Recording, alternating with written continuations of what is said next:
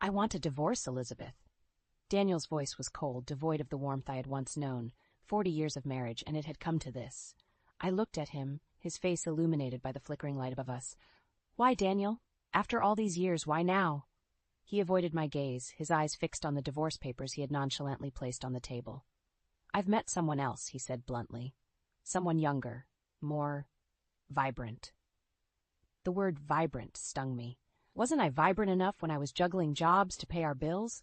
Wasn't I vibrant when I nursed his ailing father, our child clinging to my skirt? I wanted to scream, to let out the frustration that had been building up for years. But I didn't. Instead, I took a deep breath and asked, "And what about me, Daniel? What about what I want?" "What you want," he scoffed. "You should have thought about that before becoming so complacent." Complacent. The word hit me like a slap. All those years of putting his needs above mine, of sacrificing my dreams for our family, and this was how he saw me. I felt a tear trickle down my cheek, but I quickly wiped it away. "Fine, Daniel," I said, my voice steadier than I felt. "If that's what you want, but I won't go quietly. I deserve more than this, and I will fight for what is rightfully mine." He looked at me then, his expression a mix of surprise and disdain. "You think you can take me on? Go ahead, try, but you'll get nothing from me."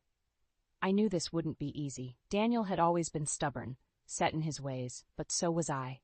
And for the first time in 40 years, I was ready to fight back. As I left the kitchen, the papers still lying untouched on the table, I realized that this was not the end of my story. It was just the beginning. A beginning where I could finally be me, Elizabeth Hartman, not just Daniel's wife. The night air was cool against my skin as I stepped outside. I looked up at the stars, a sense of freedom slowly seeping into my bones. Yes, this was just the beginning, and I was ready for whatever lay ahead. I sat by the window of my modest apartment, a cup of lukewarm tea in my hands, gazing into the past. The early days with Daniel seemed like a different life, a different Elizabeth. Back then I was Elizabeth Martin, full of dreams and aspirations. We met at a friend's party, a casual encounter that blossomed into something more. Daniel was charming, his laughter infectious. I was captivated, believing we could build a wonderful life together. I was 24, he was 29, and the world seemed full of possibilities. Our wedding was a simple affair, but it was ours, and that made it perfect. We moved into a small apartment, our first home, filled with love and laughter. But the laughter soon faded, replaced by the harsh realities of life. Daniel's job was never stable. He drifted from one position to another, his salary barely covering his personal expenses. It fell on me to bear the financial burden. I took up a job as an administrative assistant, working long hours to ensure our bills were paid. "You're late again, Elizabeth," Daniel would complain as I walked in, exhausted. "I'm hungry." "There's food in the fridge," I'd reply, trying to keep the frustration out of my voice. "I'm not your roommate, Elizabeth. I'm your husband. You should take care of me," he'd retort, his words like daggers to my heart. I remember one particularly grueling day when I came home to find the apartment in disarray. "Why haven't you cleaned up?" I asked, struggling to keep the tremor out of my voice. "Cleaning? That's a woman's job, isn't it?" Daniel replied nonchalantly, not even looking up from the TV. I felt a surge of anger, but suppressed it. This was my husband, the man I had vowed to love and cherish. But as the days turned into months and the months into years, that love was tested, strained to its limits by his constant disregard and entitlement. I often lay awake at night, wondering if this was all life had to offer. Was I destined to spend my days catering to a man who saw me not as a partner but as a convenience? As I sipped my tea, the bitter taste mingling with my bitter memories, I realized that those early years were not just about financial struggles. They were about losing myself, piece by piece, to a marriage that was slowly suffocating me. But now, as I sat alone, I felt a flicker of hope. I had a chance to reclaim those lost pieces, to find the Elizabeth who had dreams and aspirations. It was time to rediscover myself, away from the shadow of Daniel Hartman. The years rolled on, each one like a wave eroding the shore of my self-worth.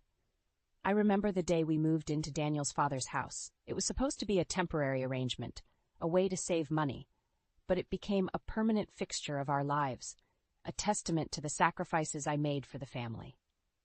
Daniel's father, Robert, was a stern man, He had never approved of me, seeing me as an inadequate match for his son. Living under his roof only intensified his disdain. "A woman's place is in the home," he'd often say, casting a critical eye over my work attire. I tried to juggle my job and my responsibilities at home, but it was never enough. Daniel's expectations grew, his criticisms sharper. Why is dinner always late? Why is the house never clean? The questions were like lashes, each one leaving a mark. When our daughter Emily was born, the joy of motherhood was overshadowed by the mounting pressures.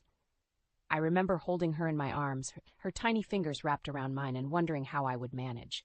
Daniel's contribution to parenting was minimal, leaving me to balance work, home, and a newborn. The years with Robert were challenging. His health began to decline, and the responsibility of his care fell to me. Daniel's excuses were always the same.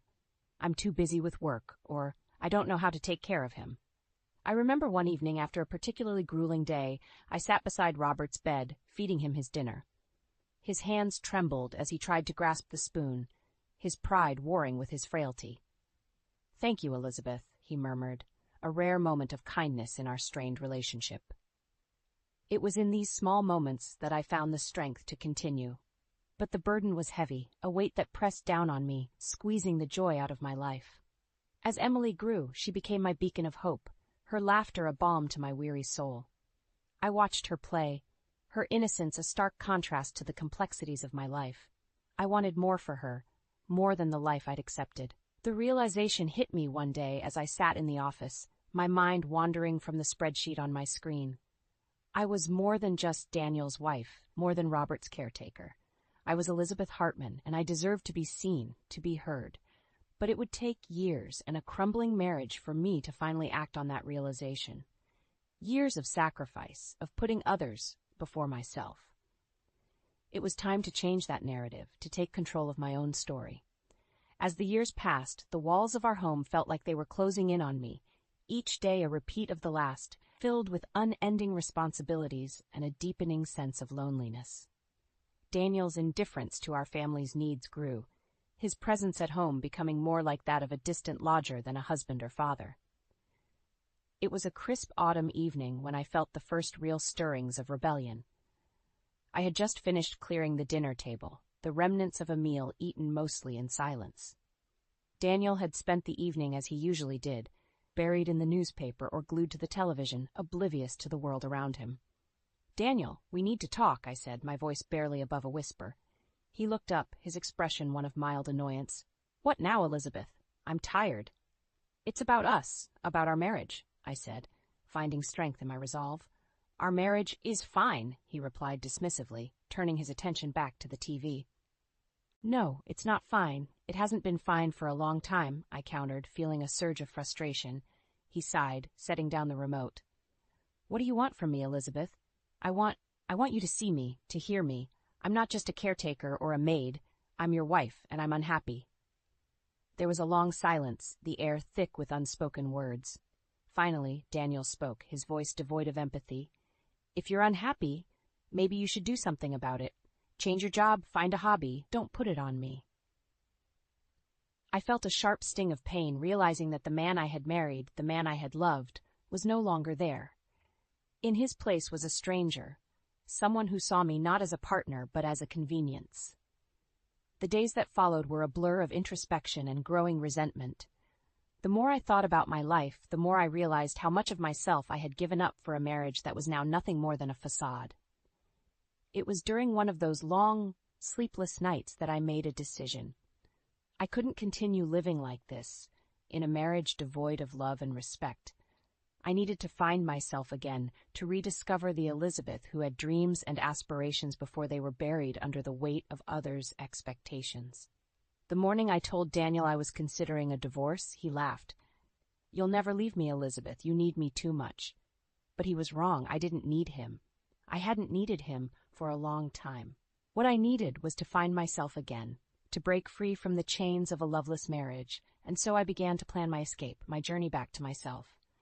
It wouldn't be easy, but I was ready to face whatever challenges lay ahead, ready to be Elizabeth Hartman, not just Daniel's wife.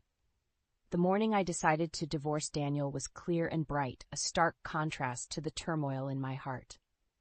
As I looked at myself in the mirror, I saw a woman who had aged beyond her years, worn down by the relentless demands of a thankless marriage. But in my eyes, there was also a flicker of something new, determination. I sat at the kitchen table, the divorce papers in front of me. Daniel had left early, avoiding the confrontation. I signed my name with a steady hand, each stroke a line drawn in the sand, marking the end of one chapter and the beginning of another. The divorce process was grueling. Daniel fought me at every turn, unwilling to concede anything, but I stood my ground, fueled by years of suppressed anger and disappointment. In the end, the court granted me a fair settlement, not out of generosity, but out of legal obligation. I remember walking out of the courthouse, the weight of the past 40 years slowly lifting off my shoulders. I was free, but freedom came with its own set of challenges. I had to rebuild my life from scratch, find a place to live, and secure my financial future. I found a small apartment close to my workplace. It was modest, but it was mine. I decorated it with things I loved, each item a reflection of the new life I was building. I started to rediscover the simple joys I had long forgotten, reading a book uninterrupted, taking long walks, and meeting friends for coffee. But the biggest change was in how I saw myself.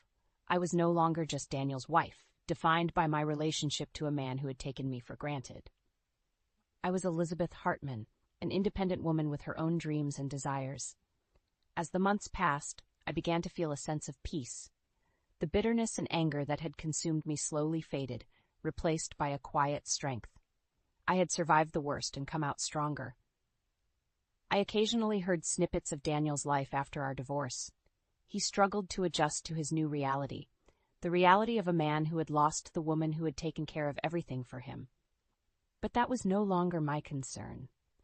My focus was on building a life that was fulfilling and joyful, a life that was truly mine. The journey was not easy. There were days when loneliness crept in, when the memories of the past threatened to overwhelm me.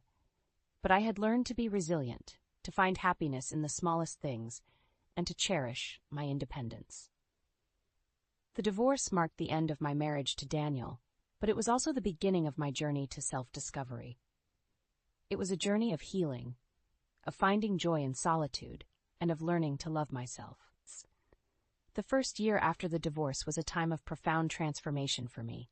I had stepped out of the shadow of a stifling marriage and was learning to navigate the world on my own terms.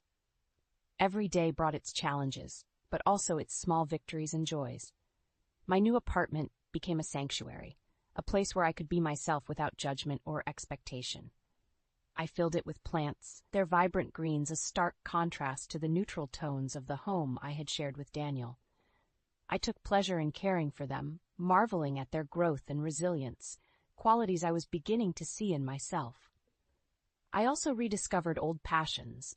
I had always loved painting, a hobby I had set aside in the busy years of marriage and motherhood. Now I set up a small studio in a corner of my living room, and I spent my evenings lost in the world of colors and forms. It was therapeutic, a way to express the emotions that I had kept bottled up for so long. One of the most significant changes was in my social life. During my marriage, my world had revolved around Daniel and his needs. Now I reached out to old friends, rekindling relationships that had faded over the years. I also made new friends, people who knew me not as Daniel's wife but as Elizabeth Hartman, with my own stories and experiences. I joined a book club, finding delight in discussions that ranged far beyond the pages of the novels we read. I took a cooking class, laughing and learning with a group of strangers who quickly became friends. Each new experience was a step towards rebuilding my identity, piece by piece. Financial independence was another area where I thrived. I had received a fair settlement in the divorce, but I knew I couldn't rely on it forever. I took charge of my finances, learning about investment and savings. I was determined to secure my future, to never again be dependent on someone else for my financial well-being. But perhaps the most profound change was in my relationship with myself. For years, I had defined myself through my roles as a wife and mother. Now I began to see myself as an individual, with my own needs and desires. I learned to enjoy my own company, to cherish the solitude that had once frightened me. I remember one evening, sitting on my balcony, a cup of tea in my hand, watching the sunset. The sky was ablaze with oranges and pinks, a breathtaking canvas of nature's beauty. In that moment, I felt a deep sense of contentment, a peace I hadn't known in years. I had come a long way from the scared, uncertain woman who had signed those divorce papers. I had faced my fears, embraced change, and emerged stronger. I was no longer just surviving. I was thriving. In the second year after our divorce, news about Daniel began to trickle back to me through mutual acquaintances and unexpected encounters. It seemed that life, after having taken away so much from me, was now showing me a different side, one where karma played its hand. Daniel, who had once carried himself with an air of invincibility, was now a shadow of his former self. His relationship with the younger woman he had left me for had ended disastrously. She, unlike me, had little patience for his dismissive attitude and entitlement. I heard she left him for someone else, leaving Daniel alone and embittered. Financially, Daniel's situation had deteriorated rapidly. The savings he had once boasted about were dwindling. His habits of extravagant spending, which he indulged in during the early days of his newfound freedom, had caught up with him. Without me to manage the finances, he had fallen into debt. I remember feeling a mix of emotions when I first heard about his struggles. There was a part of me that felt vindicated, seeing him face the consequences of his actions, but there was also a sense of sadness, a mourning for the man I had once loved, who had lost his way so completely. Daniel's professional life, too, had taken a hit. His performance at work had suffered during the turmoil of his personal life. Rumors of his unprofessional behavior had spread, and soon he found himself without a job. The pride he had once taken in his career was now replaced by a sense of defeat and hopelessness. The house, which had been a bone of contention during our divorce, was now a burden to him. Without my upkeep, it had fallen into disrepair. The garden, which I had tended to with such care, was now overgrown and wild. The walls needed painting, the roof needed repairs, but Daniel lacked both the resources and the will to tend to them. Occasionally, I would drive past our old house, a pang of nostalgia hitting me as I saw the unkempt lawn and the peeling paint. It was a physical manifestation of Daniel's decline, a stark reminder of how far he had fallen. Despite everything, I found no joy in his misfortune. The years I had spent with him, the love I had once felt, made it impossible for me to completely harden my heart against him. But I also knew that this was his path to walk, his lessons to learn. I had my own journey to focus on, a journey of healing and self-discovery. Daniel's undoing was a stark reminder of how life can change, how the choices we make shape our destiny. It reinforced my resolve to live a life true to myself, a life where I was no longer a bystander, but the author of my own story. The third year after my divorce marked the beginning of a new chapter in my life, one filled with unexpected joys and the blossoming of new love. It was a time when the wounds of the past began to heal, and I allowed myself to embrace the possibilities of the future. I met John at a community art exhibition. He was a widower, a gentle man with a kind smile and an eye for beauty. Our love for art brought us together, and our conversations flowed effortlessly.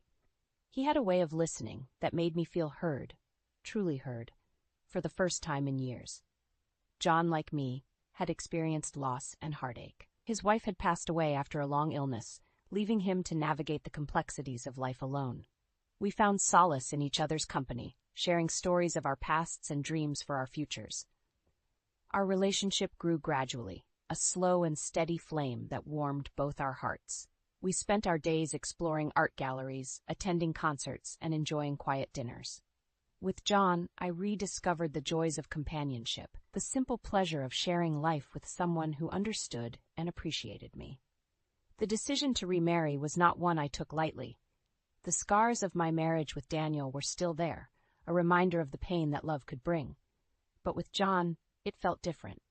There was a mutual respect and understanding, a shared desire to support and uplift each other.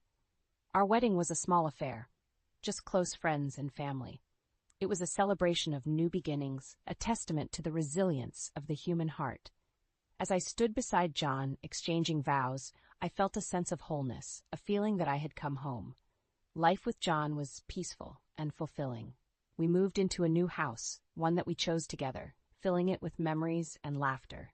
He encouraged my passion for painting, and I supported his love for gardening. Together we created a space that was a true reflection of our love.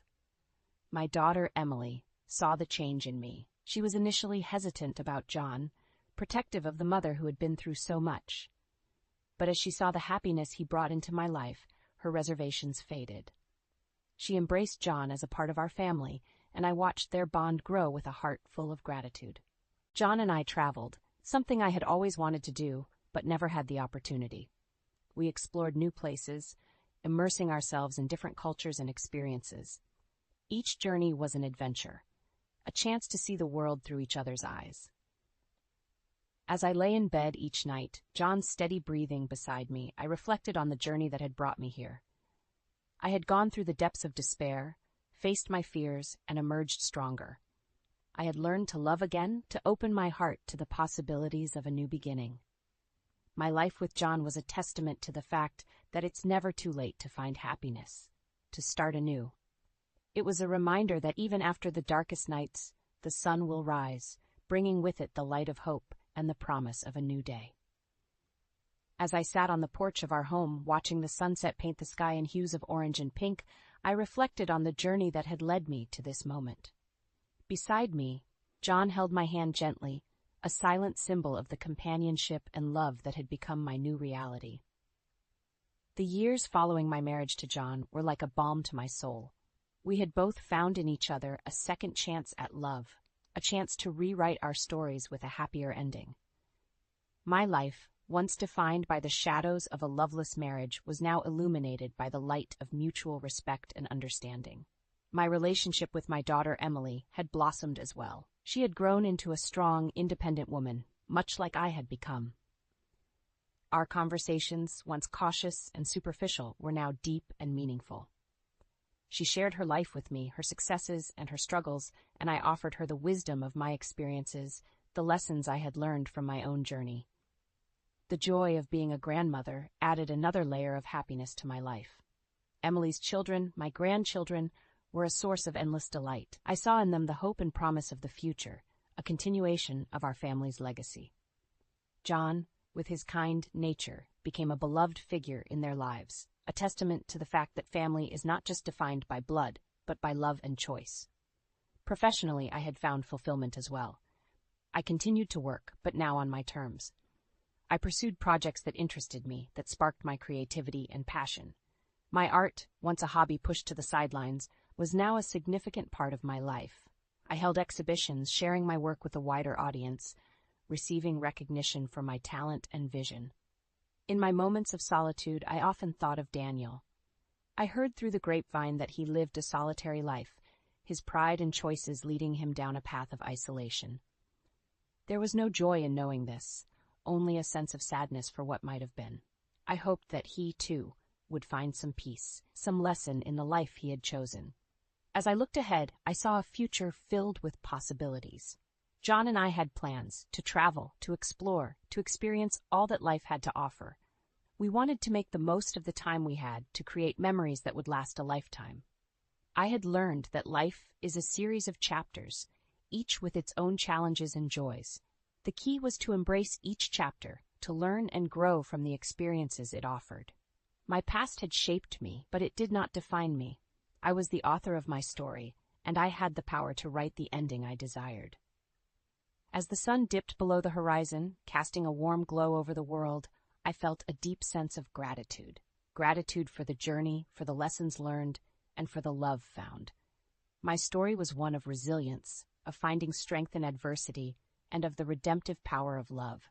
And as the stars began to twinkle in the evening sky, I knew that my story was far from over. It was just beginning.